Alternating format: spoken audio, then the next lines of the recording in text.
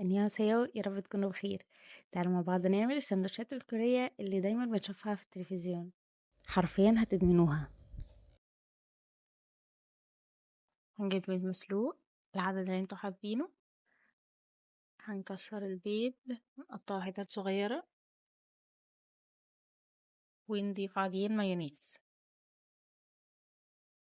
حرفيا جربوها، يعني طعم تحفة.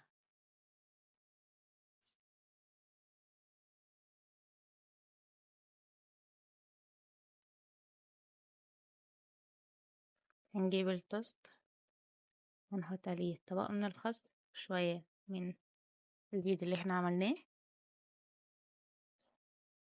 ونحط عليه طبقة من التوست تاني.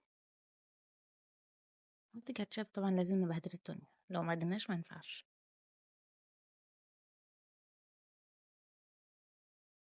نحط طبقة خس تاني، وجبنة. جبنة اختياري، والخس برضه اختياري، بس هو كل حاجة إجباري مش حاجة اختياري طبعا.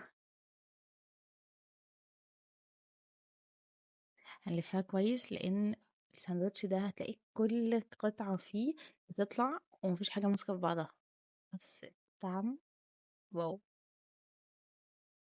نعمل ساندوتش تاني، نحط طبقة كاتشب، عليها طبقة خس، وشوية من البيض اللي احنا عملناه، وهنحط طبقة جبنة وطبقة تانية من التوست، وهنحط فلفل ألوان أو فلفل عادي يعني المتوفر عندكم، وهنحط قطعة فراخ، وممكن نحط لحمة،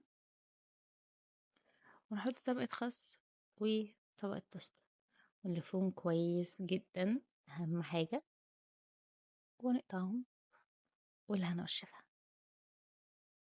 أسيبكم بقى تستمتعوا بشكل السندوتشات.